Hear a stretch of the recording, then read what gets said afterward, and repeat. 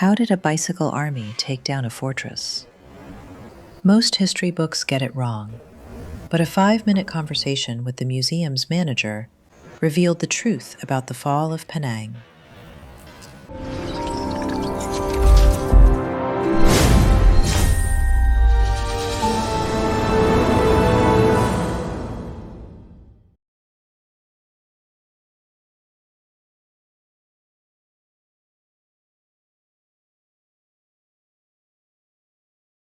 Hidden on the slopes of Ghost Hill lies a fortress frozen in time, the Penang War Museum.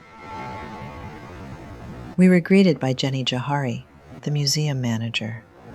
She was kind enough to tell us about the history of this place.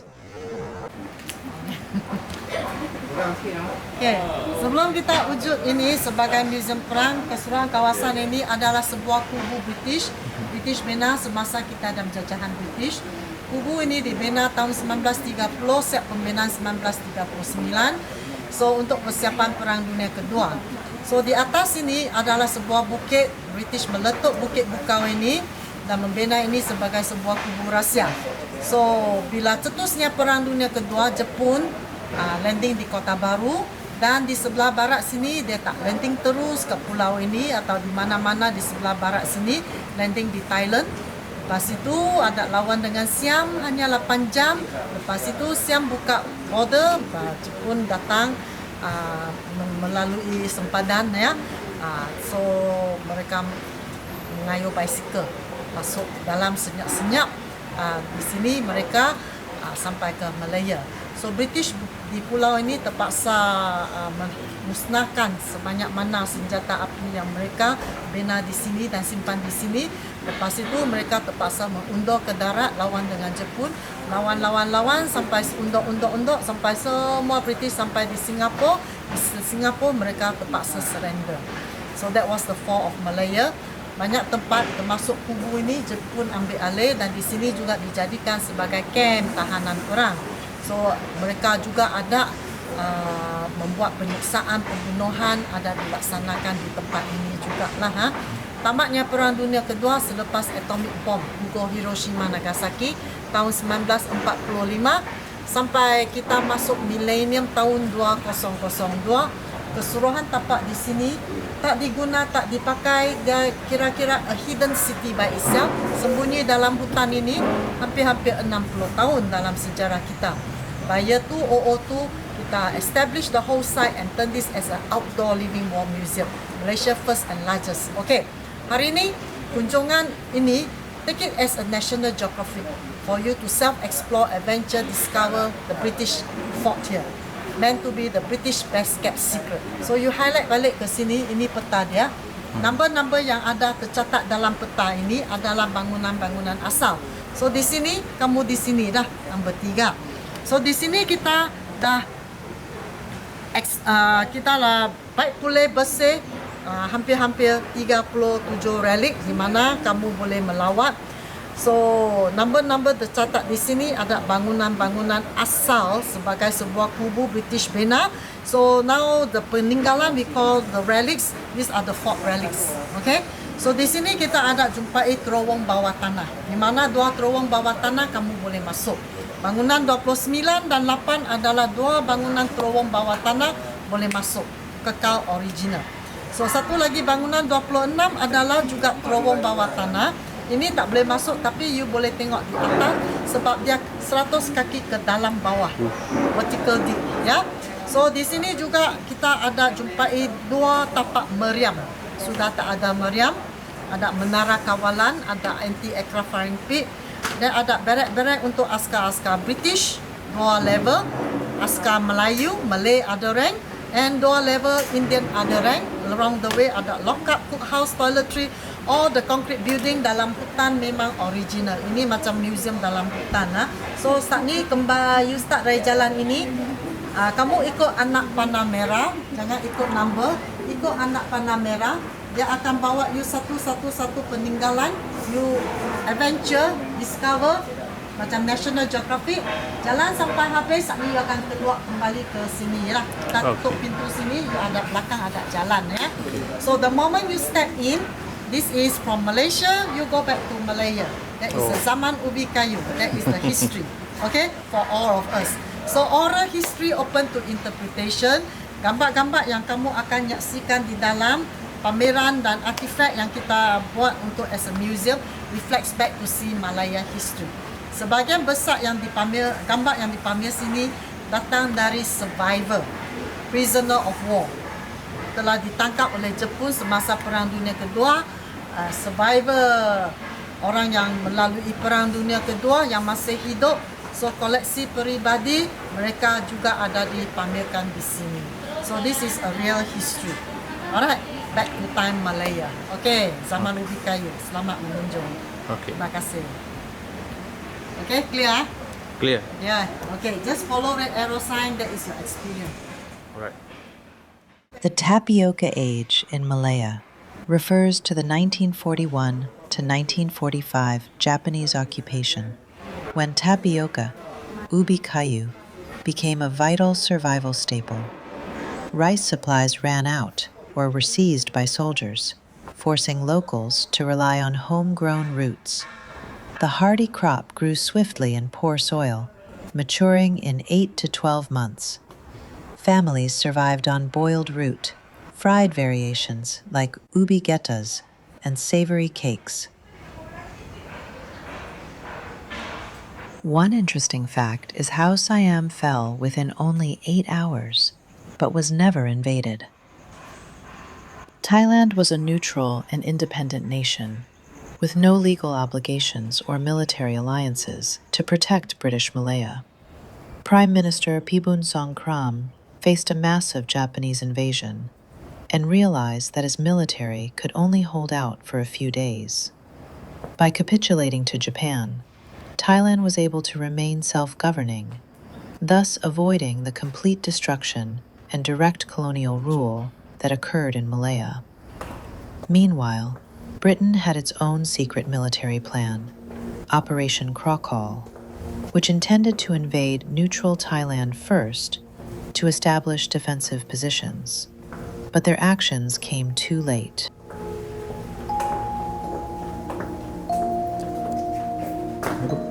Building number 29 is the ammunition storage facility, which was constructed with strong stone walls and a roof to protect against enemy fire.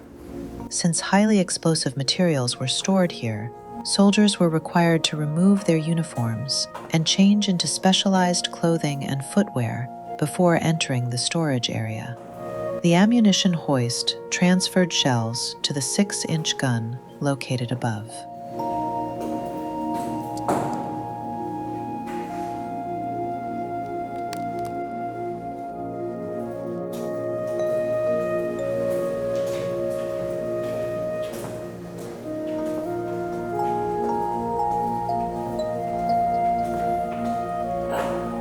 A Tommy is a common nickname for a regular private soldier in the British Army, widely used during World War II and World War I. The name comes from Tommy Atkins, a placeholder name used by the British military on sample forms and paybooks for over a century.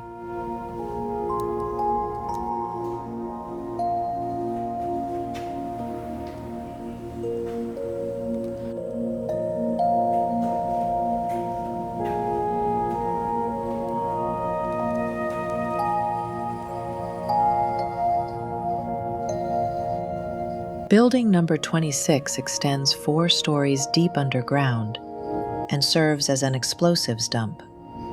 It was designed this way as a safety precaution.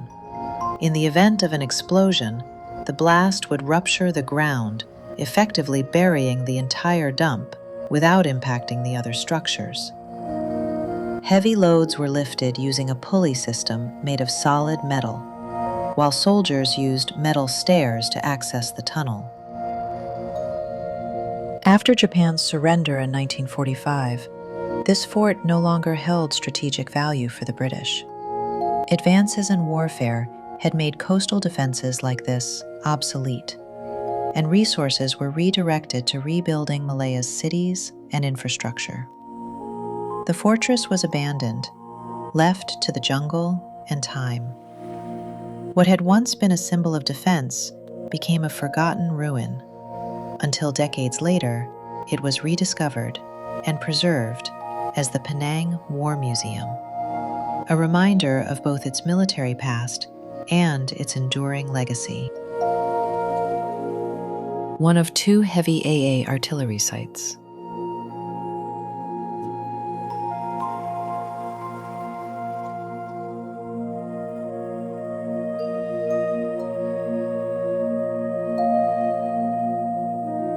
That guy in a white t-shirt is our guest host here in Penang. We want to interview him, but he was too shy.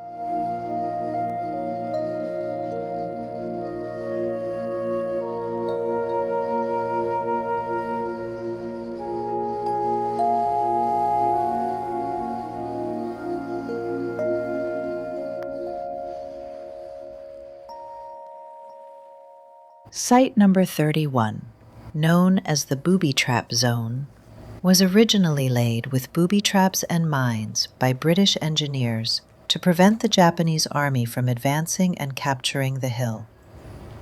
Once the Japanese occupied the fort, they cleared the mines. When the British returned after Japan's surrender, they followed the same procedure to clear the area.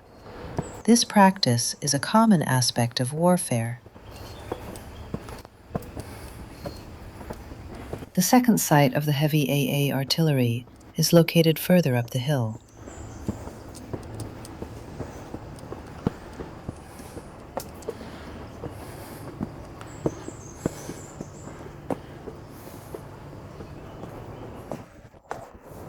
In World War II, a battery primarily meant a tactical unit of artillery, consisting of a group of heavy guns, howitzers, mortars, or anti-aircraft weapons, operated together as a single team, equivalent to an infantry company, as shown here.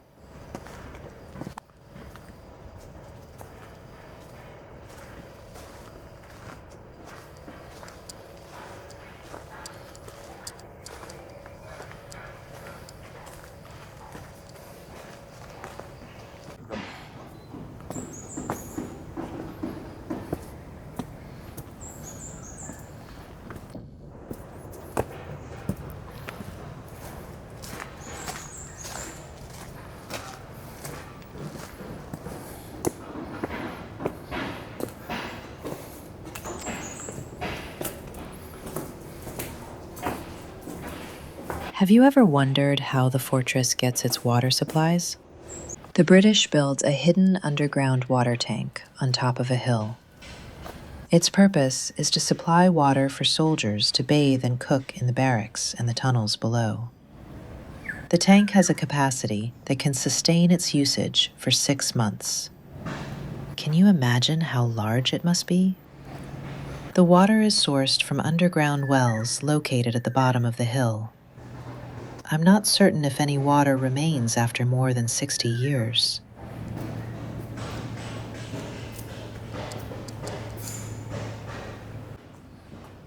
A small monument to commemorate Malaya's involvement in many wars.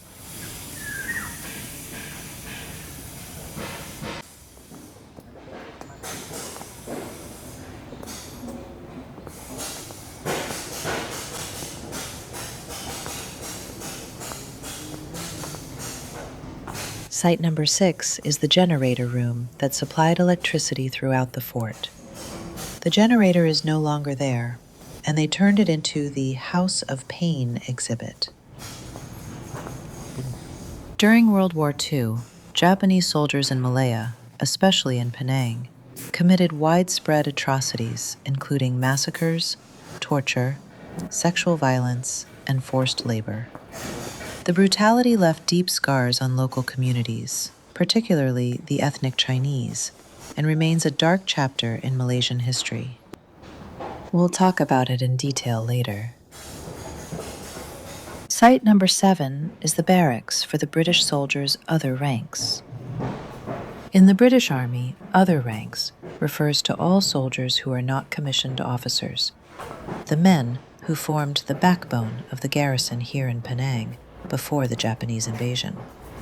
At the base were privates, troopers, and gunners, carrying out daily duties of defense.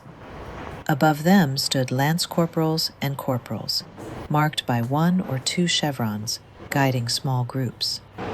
Sergeants, with 3 chevrons, brought seasoned authority, while staff and color sergeants managed larger units. At the top were the warrant officers.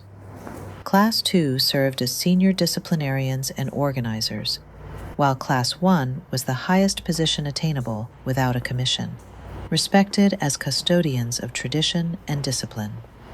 Together, these ranks made up the other ranks, the soldiers who lived, worked, and fought within these walls, reminding us that history is shaped not only by generals, but by the countless men whose duty and sacrifice held the line.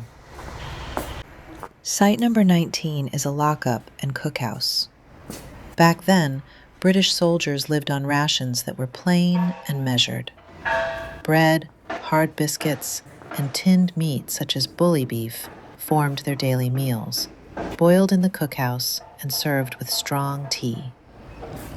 Fresh food was scarce, so salted fish, dried beans, powdered milk, and rice supplemented their diet.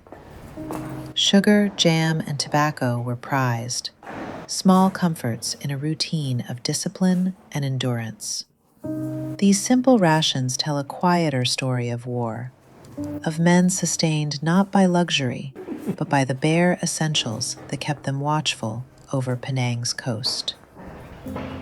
During the Japanese occupation, this fort was not only a military stronghold, but also a place of indoctrination. The Japanese built a school here to teach their language, culture, and ideology to local children. Lessons were conducted in Japanese, with textbooks and songs designed to instill loyalty to the emperor.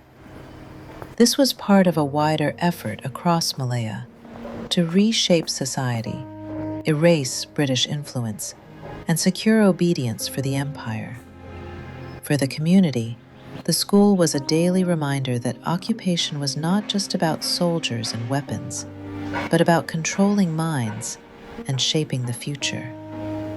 Today, the remains of that school stand as evidence of how war extended into classrooms, turning education into a tool of domination. We're going downhill now. More than 60 years have passed since this place was abandoned, yet the building still stands. Its thick concrete walls, underground tunnels, and reinforced structures were built to withstand bombardment and the tropical climate. Though exposed to rain, heat, and vegetation, the fortress endured, a testament to British military engineering. Today, visitors walk through intact barracks, cookhouses, and ammunition stores, preserved as silent witnesses of war. The survival of this fort is not just about stone and steel. It is about memory, resilience, and the enduring presence of history on Penang's southern coast. When Japanese forces swept into Malaya in December 1941, Penang was abandoned by the British and left defenseless. What followed was a reign of terror. The Japanese carried out the Sook Ching Purge, targeting ethnic Chinese suspected of resistance. In Penang, civilians were rounded up, interrogated, and executed at sites like Chungling High School and Bukit Dunbar, where mass graves were later uncovered. Women were forced into sexual slavery as comfort women, while thousands of Malayans were sent to the Thailand-Burma Death Railway, enduring starvation, disease, and brutal beatings. Even Batu Maung Fort itself was transformed into a place of torture and execution, its walls echoing with suffering. After the war, survivors and families waited for recognition. Japan did issue broad apologies, most famously the Murayama Statement in 1995, which expressed deep remorse and a heartfelt apology for colonial rule and aggression across Asia. Yet these words were general, directed to the region as a whole. No specific apology was ever made to Malaya or Penang. For many, this silence deepened the wound. Comfort women and forced labor victims felt their pain was minimized, while later leaders sometimes softened or questioned responsibility, sparking controversy. Unlike Germany's powerful acts of contrition, Japan's apologies often seemed distant, lacking direct acknowledgement of places like Penang, where atrocities were committed. Today, the Penang War Museum stands as both fortress and memorial. Its intact walls remind us of the cruelty endured and of the unresolved debate over apology. The story of Penang is not only about the violence of occupation, but also about the struggle for remembrance, a call that still echoes, demanding that history be faced with honesty and respect.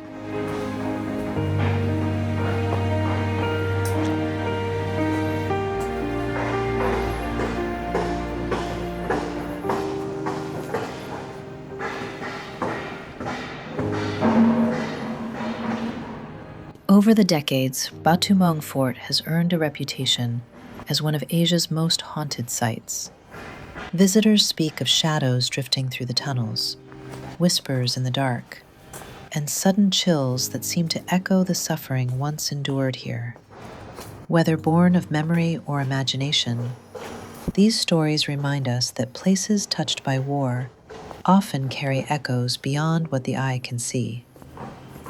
As we conclude our walk through the Penang War Museum, we leave behind walls that have witnessed courage, cruelty, and survival. This fortress is more than stone and steel. It is a memorial to the countless lives shaped by conflict. Its silence speaks of sacrifice, its endurance of resilience, and its haunted legacy of remembrance. May this place continue to stand as a warning and a lesson, urging us never to forget the cost of war, and always to honor those who lived and died within these walls.